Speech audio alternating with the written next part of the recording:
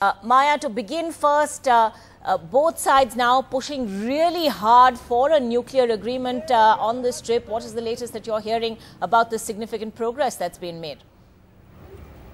Well, Ankita, as we are reporting, and as has been the case with India-US talks for time immemorial, they always go down to the wire. And the nuclear deal is something that we've seen go down to the wire whenever it's come to any agreements, approvals, signing of the treaties, etc. So on the issue of nuclear liability, which has been a big stumbling block in the implementation of the nuclear deal with the United States, because it inhibits American companies, or so they say, from actually investing in starting projects over here, is something which has been a contentious issue.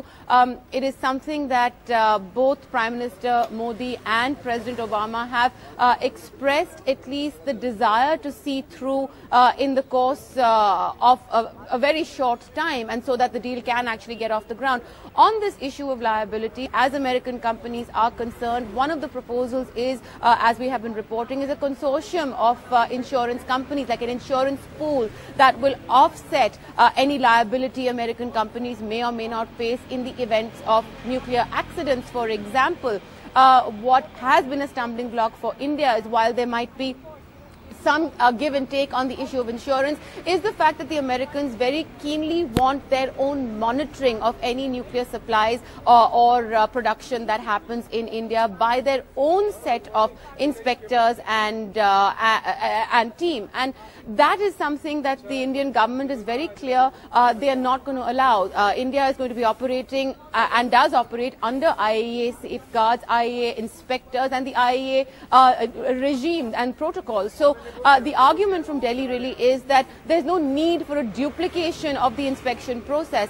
The Americans are sort of sticking to their stand on monitoring. It does remain within the president's mandate really to write this off, if the case may be, and how he would sell that back home is something that he would have to consider. But yes, as we say, the nuclear talks going down to the wire, as always. One does hope for a breakthrough, but you know, until and unless there is ink on paper, I think no one's going to actually stick their neck out and say yes, all hurdles have been crossed. We'll have to wait and see if there are any announcements, which we do expect on other issues at least.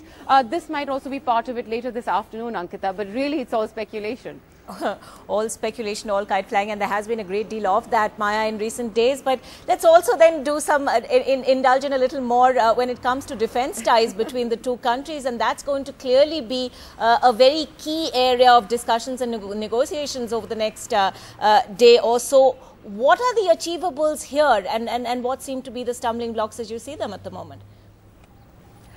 Well, on the issue of defense, there are two areas that India and the US actually work on. One is, of course, the clear purchase, buying and selling of defense products that are manufactured in America. Now, in 2005, India and the US had formed a defense partnership framework that is due for renewal in September. When Prime Minister Modi had gone to Washington, the two sides had agreed to renew that in 2015 when it does lapse. So that's expected today. Certainly one of the deliverables that one could talk about. In 2012 now, India and the US had also come up with an initiative for defense trade and technology cooperation. It's called the DTTI, or Defense Trade and Technology Initiative, that basically looks at the co-production and co-development of equipment technology in the defense sector. That ties in as well with Prime Minister Modi's Make in India initiative. As you know, there are US companies who have their CEOs representing them over here and looking at this. Now, on this particular issue, the US has its own set of restrictions on the sale of highly sensitive technology. So while we are talking about small surveillance drones that could be bought and purchased and co-produced, bigger technologies, I think, still need to clear hurdles from the US side. And that's something that American companies and American lawmakers are actually pushing Washington to ease up on, as far as those restrictions are concerned, Ankita. So it'll be an interesting thing to watch, but we do expect some movement on the defense front. Right. So essentially then, you know, you see as a stumbling block the US's own very tight restrictions on what is possible when it comes to the transfer of defense technology and equipment. That's right. In fact, just earlier, I spoke to one of the CEOs of a major energy and defense company that manufactures everything from nuclear and solar energy to the Predator drones that have been carrying out these strikes that we see when we talk about US drone strikes. It is these drones. Is it equipment that India would like to have? Perhaps yes, it is. Co-produce, co-develop equipment like that. Aircraft carrier launch systems that this particular company, General Atomic, was talking about. Now, these are highly sensitive technologies, and the US government and US laws don't allow American companies to export and sell these technologies. So co-production and co-development is a long way off. And as I said, these companies are looking through Capitol Hill in Washington to encourage America to ease up on these restrictions. It's a very difficult process, but they are looking at some reforms over there. I don't foresee that to be cleared on this visit, but certainly talks on that front will possibly be open, Ankita.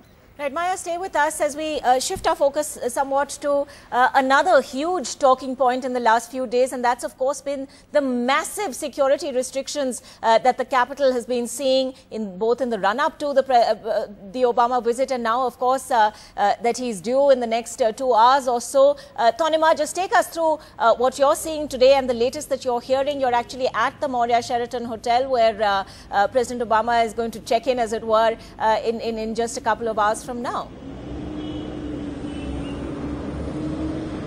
Right, Ankita. In fact, that is why the traffic has not yet been relaxed, but the security people over here have already started asking us to leave. But right now we are outside the ITC Marriott Hotel, and you can see that security convoys are still going in even as we speak. A short while back, we saw a lot of security people, both from the Delhi police as well as from the American side, actually entering the hotel premises. Only people who have specific clearances are being allowed inside the hotel, which has been sanitized over the past couple of days, and only security cleared vehicles are being allowed inside. There's a stringent security around this entire area, and in fact, we are also constantly being asked to leave this premises, which we will in a short while from now.